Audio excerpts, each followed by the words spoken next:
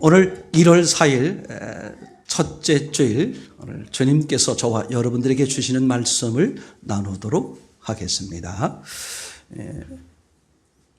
오늘 말씀의 제목은 하나님의 이루심, 이란 제목으로 함께 말씀을 나누려고 합니다.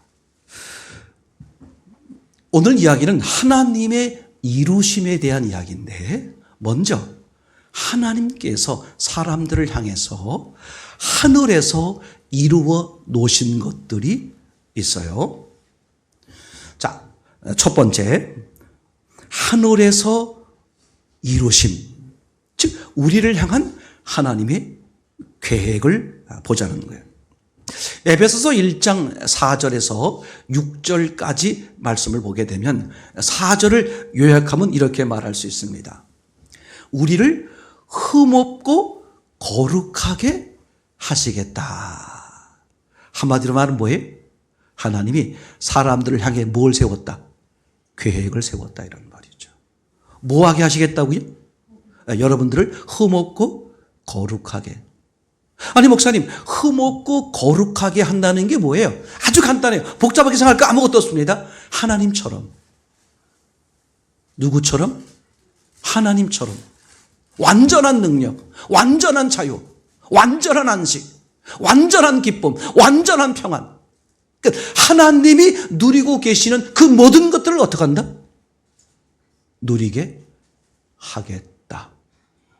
장난으로 듣지 마세요. 농담으로 듣지 마세요. 이게 들을 수 있는 사람만 듣기를 원합니다. 이거는 목사도 소용없고 어떤 직책도 어떤 경험도 소용없어요. 오늘 하나님께서 분명히 말씀하시는 거예요.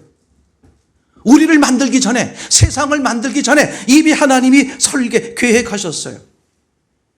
아니, 하나님의 계획이 뭡니까? 내가 내가 앞으로 만들 사람들을 흠없고 거룩하게 하려고 그러는 거야. 아니, 흠없고 거룩하게 한다는 게 뭐예요? 하나님처럼. 제가 좀 심한 표현을 쓸게요. 비유입니다. 성경에 나오는 언어는 아니에요. 비유인데 하나님처럼, 그걸 하나님의 형상이라 그랬잖아요. 다시 말하면 표현이 이상합니다. 제가 혹시 이게 오해되지 않고 설명을 위해서 드리는 거니까, 비유를 든 거니까, 비유는 필요한 부분만 맞는 거지 지나친 건 안 맞는 거잖아요. 그래서 남자에게서 여자를 만들죠. 의미가 뭐예요? 남자와 여자는 쌍둥이다. 요걸 제가 심하게 표현하는 거예요.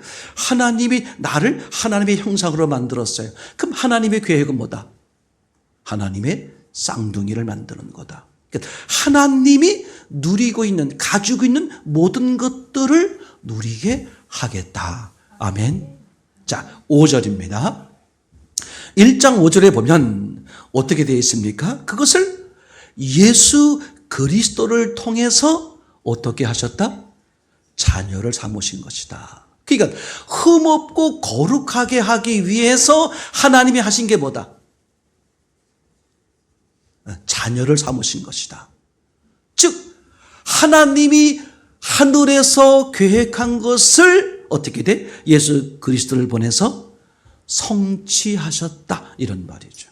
그러니까 흠없고 거룩하게 하셨다는 말을 다른 말로 말하면 하나님의 자녀가 되게 하셨다. 아멘. 그죠? 우리 종종 애기들 보면 그렇잖아요. 저놈. 시도덕은 없어. 아빠가 보이네. 엄마가 보이네. 이렇게 아주 귀여워서 말할 때도 있지만 조금 이제 빈정사게 말하는 방법. 지혜미 똑 닮아서 누가 지혜미 아니 될까봐. 지혜미 똑 닮았어. 승질머리 학원. 뭐 이런 거 있잖아요. 그죠? 그러니까 그게 바로 그런 거란 말이에요. 하나님의 흠없고 거룩한 하나님처럼 하게 하기 위해서 하나님 어떻게 하셨다? 예수 그리스도의 희생을 통해서 뭐 하셨다? 자녀가 되게 하셨다. 그리고 6절입니다. 6절은 뭐라고 되어 있냐면 이렇게 되어 있어요. 그래서 하나님이 아무 대가도 받지 않고 아들 예수님을 우리에게 보내셔서 십자가에 죽고 부활하게 하심으로써 우리를 그 은혜를 어떻게? 거저 주신 은혜를 알게 해서 우리로 하여금 와, 하나님 때문에 사는 거였구나. 이게 하나님의 은혜였구나. 내 인생에 하나님만 계시면 돼. 이렇게 뭐하도록, 이렇게 고백하도록 하나님이 뭐하셨다? 교회에 가셨다. 아멘. 자, 그것을 이제 두 번째 단락에서 보겠습니다. 두 번째 단락에서 보면, 그죠? 십자가에서 이루심. 예. 하나님의 아들 예수님이 이 땅에 오셔서 그걸 십자가에서 이루시는 장면이 나옵니다. 자, 그런데 예수님이 결국은 십자가에 달리시잖아요. 근데 누가복음에요. 네. 누가복음에 뭐라고 써 있냐면 예수님이 십자가에 달렸는데 양쪽에, 그죠? 양쪽에 또 십자가 두 개가 있더라. 그죠? 지금 초점은 뭐예요? 예수님이 우리 인류를 위해서 죽으시고 부활하시는 그 예수님의 십자가가 중요한 거잖아요.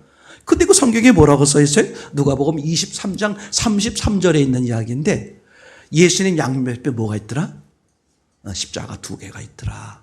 결국은 그 예수님이 달리신, 그죠? 그 동산에 십자가가 몇 개 서 있더라? 3개. 왜 그걸 기록해 놨을까? 목사님 실제로 그랬으니까 기록해 놨겠죠. 맞아요. 근데 실제일지라도, 그죠? 성경은 실제이기 때문에 다 기록하는 게 아닙니다. 실제임에도 필요하고 주님이 말씀해야 될 내용과 상관없으면 어떻게? 얼마든지 빼버리는 거거든요. 근데 그 양쪽에 두 개의 십자가, 즉 그 동산에 전체 3개의 십자가가 있었다. 왜 그걸 기록하고 있을까?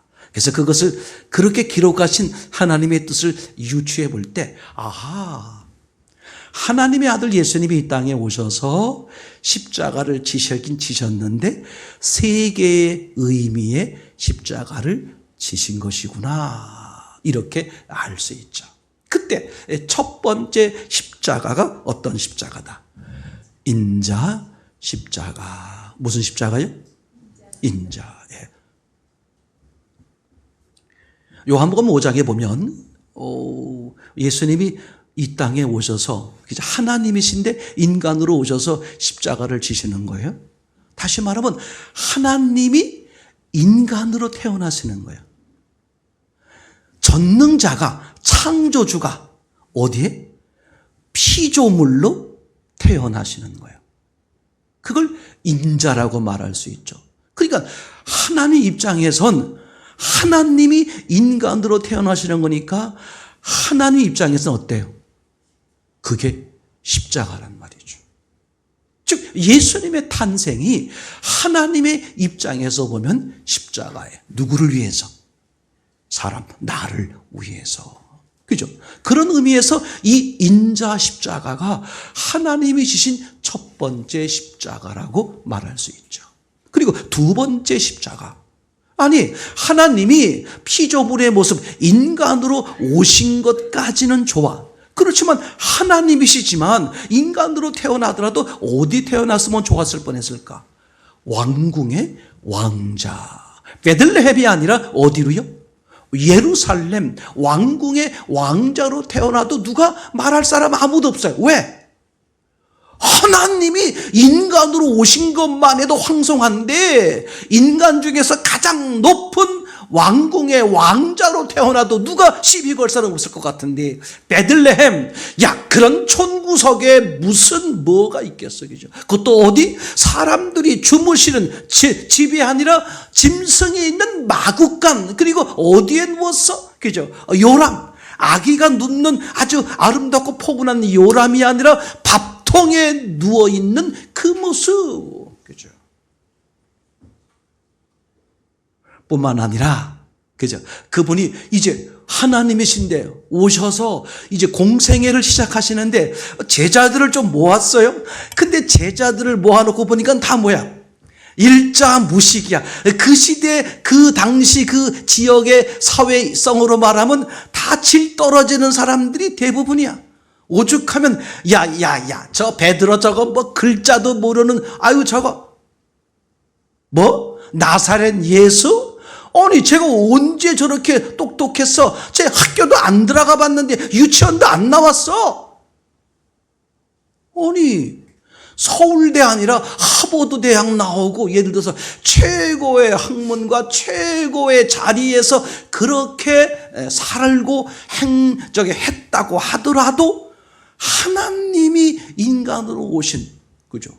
근데 어떻게 돼? 인간의 모습 중에서도 가장 시원찮은 모습. 나중에 설사 그렇다고 할지라도 자기를 괴롭히고 죽이려고 하는 사람들을 다 어떻게 한 방에다 벼락을 내리든지 천군천사를 끌어다가 한 방에다 쓸어버릴 수 있는데, 저들에게 붙들려 가지고 갖은 모욕 당하고 뭐에 처참하게 죽는 거. 이게 두 번째 십자가, 골고다 십자가라고 말할 수 있죠. 근데 동산에 세 개의 십자가가 있다 그랬으니까 그럼 예수님이 지신 마지막 십자가는 뭘까? 사실은 이 마지막 십자가가 가장 힘들고 어려운 거다. 하나님의 관점에선. 그럼 우리가 이름을 뭐라고 붙일 수 있냐면 보혜사 십자가인데, 이런 거죠. 아니 하나님이 인류를 구원하기 위해서 인간 중에서도 가장 시원찮은 모습으로 태어났고, 그리고 인간의 삶을 살면서도 별로 뭐 유명하지도 않는 시시한 사람들하고 어울려 댕기다가 그것도 어떻게 힘도 한번 못 써보고 저들에게 붙들려가지고 갖은 모욕 수치를 다 당하시고 처참하게 죽어버린 골고다 십자가. 근데 그것보다 더 힘들고 어려웠던 게 뭐였을까? 하나님의 관점에서 보면. 아니 부활했어요. 부활해가지고 결국은 그분이 뭐 하려고 그러시는 거냐? 가장 더럽고 추한 여러분의 심령 속에 뭐 하려고 그러는 거야? 직접 들어오시겠다는 거야. 아니 인간처럼 나처럼 악한, 나처럼 이제 절망적인 해결점이 없는 그런 인간을 위해서 오신 그 거룩하신 하나님이 마지막 하시려고 하시는 십자가가 뭐냐? 가장 더럽고 추한 내 심령 속에 들어와서 나와 함께 잠시 영원토록. 영원이 뭐예요? 내가 주님을 바라보면서 주님 최고입니다 그럴 때뿐만 아니라 에이 주님이 어디 있어? 인생 뭐 있어? 내 멋대로 사는 거지. 뭐? 하나님이 있다고? 천국이 있다고? 내가 손에 장을 지지만 그런 게 어디 있어? 그런 악한 사람일지라도 하나님은 그들을 떠나지 않고 그들과 영원히 함께 주시기 위해서 지시는 십자가. 그죠? 그걸 보혜사 십자가라고 말할 수 있는 것이죠. 그럼 예수님이 왜 그렇게 했을까?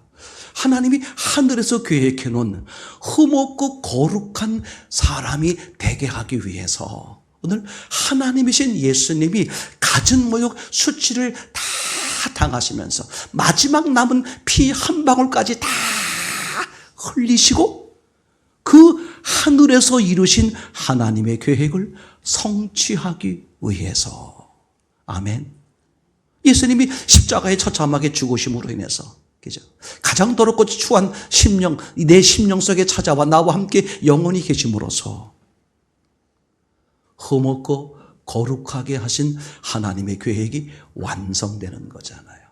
아멘. 자, 하나님의 계획 첫 번째, 하늘에서 다 이루셨습니다. 흠없고 거룩하게 하겠다.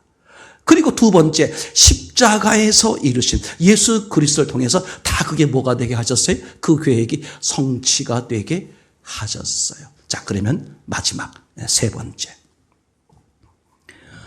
나에게 이루심.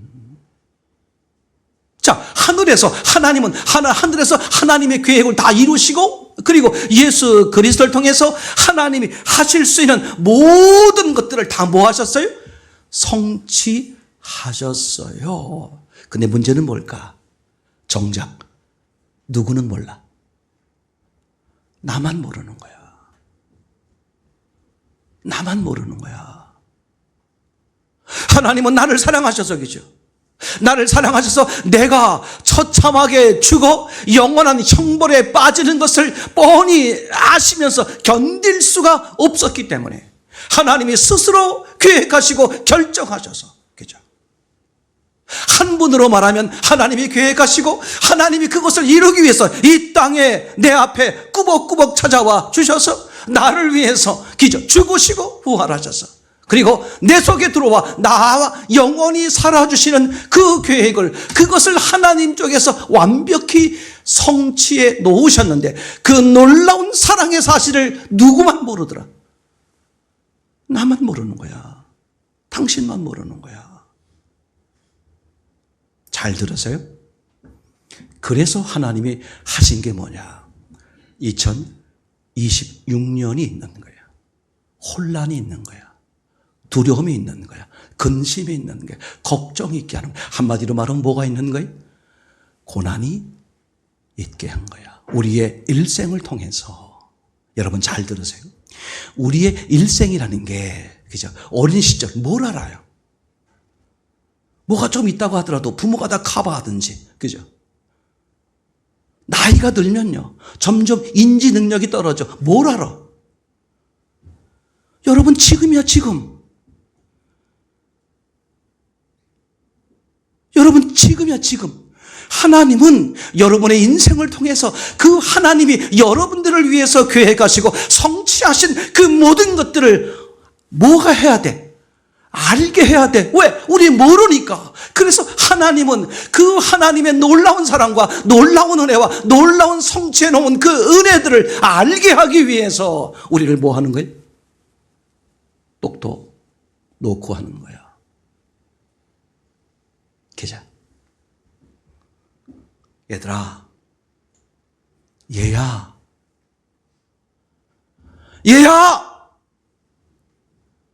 내 말 들어봐! 할 수 없어요. 듣지 않으니까. 병을 주기도 하고, 사업을 망하기도 하고, 취직이 안 되기도 하고, 결혼이 깨지기도 하고, 하나님도 어쩔 수 없이. 지금 너의 문제는 결혼의 문제가 아니라, 너의 문제는 사업의 문제가 아니라, 너의 문제는 지금 뭐다? 이 하나님의 상상할 수 없는 이루어 놓으신 이 은혜를 모르는 게 너의 인생의 가장 큰 오점이고 실수고 잘못이라는 거예요. 이것만 알면 이미 이루어 놓으신 그 하나님의 놀라운 사실들이 다 뭐가 돼버린다? 내게 실제가 돼버린다. 이게 반전의 카드예요. 사람이 배부르잖아요. 먹고 살 게 있잖아요. 조금 내 생각에 여유가 있다고 생각하잖아요. 안 쳐다봐. 어쩌면 저는 2026년을 진짜 신앙과 가짜 신앙을 하나님이 가르신다. 두 번째, 가름을 받은 그 사람은 어머나, 내가 어둠에 있었구나. 내가 육에 매달려 있었구나. 아, 내가 입만 살고 있었구나. 내가 몸은 교회 왔지만 내 마음은 딴 데가 있었구나. 이게 알아지면 하나님 앞에 엎드려서 하나님의 은혜를 완전하게 회복할 수 있는 절호의 기회가 바로 올해다겠죠. 내 형편, 내 조건, 내 상황, 내가 다른 사람보다 이게 아무 쓸데없는 아주 악한 영에 속는 거예요. 아무리 돈이 많아도 6개 먹으면 일찍 죽습니다. 아무리 사회적 지위가 높아도 그거 가지고 장난치다가 그러면서 골로 가는 거예요. 중요한 건 하늘이죠. 왜? 사람은 하나님에 의해서 만들어졌기 때문에 하나님의 계획대로, 하나님의 설계대로.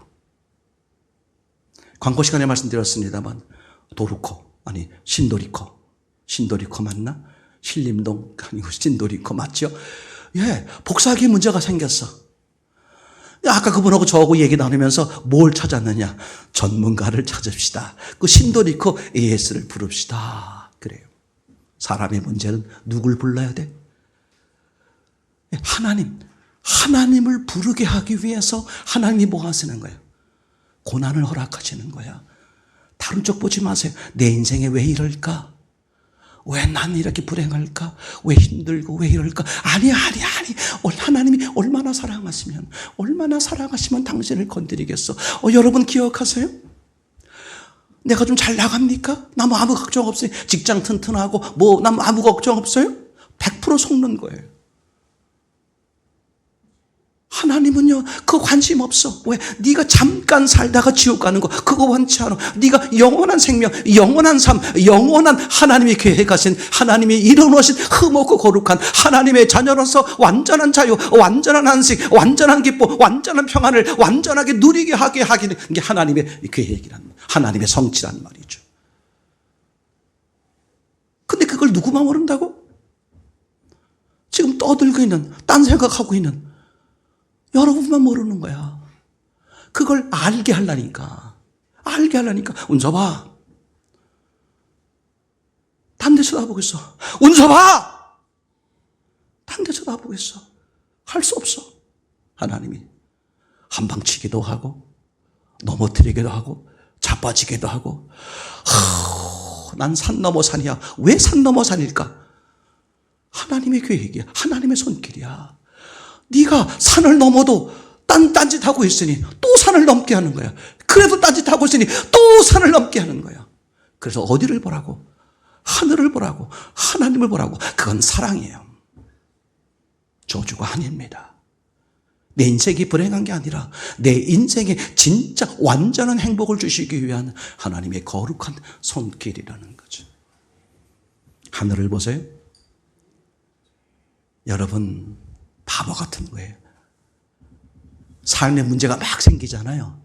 그럼 사람들은 그 삶의 문제를 해결하려고 온 시간과 온 마음을 다 뺏겨 잠을 이루지 못하고 모든 걸 다 허비하고 누구처럼 12년 동안 혈류병을 앓은 여인처럼 내가 가지고 있는 돈, 내가 가지고 있는 시간 다 이 의사 저 의사 전문가 누구 사람 다 그래봤자 뭐해. 다 그래. 자기와 동일한 사람들이야. 자기랑 동일한 죄인들이야. 자기랑 동일한 죽은 자들이야. 누굴 만나야 돼? 산자를 만나야 나를 살릴 수 있어. 하늘이야, 하나님이야, 예수의 그리스도야. 그분 앞에 엎드리면. 여러분 이거 하세요. 주일 예배 우습게 생각하지 마세요. 그게 당신의 신앙을 판도를 짓는 거예요. 난 예배 드리겠습니다. 직장이 잘려도 난 예수님이 우선하겠습니다. 경제가 어렵습니까? 그럴수록 헌금 11조 철저하게 하십시오. 시간이 이것저것 바쁩니까? 그럴수록 하나님 앞에 내놓는 시간이 많아지길 바랍니다. 이러저러한 일로 신경 쓸 때가 많습니까? 그럴지라도 오늘 예수님의 말씀과 사랑을 나누는 삶을 먼저 하십시오. 아침에 눈을 떴습니까? 핸드폰을 잡고 시간이 몇 시인가? 그것까지 용서하겠습니다. 뭐가 있어? 밤새 뭐가 있었나? 그런 관심 두지 마세요. 예수님, 오늘도 눈을 뜨게 하셔서 기쁩니다. 예수님을 바라보세요. 하루 중에 언제 말씀 볼 수 있겠습니까? 바쁘다고 핑계대는 여러분들 속에서 말씀을 가까이 하고 말씀에 의해 내가 살려고 힘을 쓰고 말씀이 나를 지배하도록 나를 내어놓고 말이죠. 그래서 그분이 인도하시는 삶, 그분이 이루어놓으신 그 삶이 내가 알아지면 신기해. 알아지면 믿어지고 그분이 신뢰가 되잖아요. 너무 신기해. 그럼 그분을 늘 바라보겠죠? 그분 말씀을 사모하겠죠? 너무 신기한 게 그럼 그분이 그 말씀이 당신 속에 와서 뭐 합니까? 당신의 삶을 이끌어가고 치유하고 회복하고 역사한다는 거죠. 그런 은혜를 누리시는 저와 여러분 되기를 참으로 소원합니다.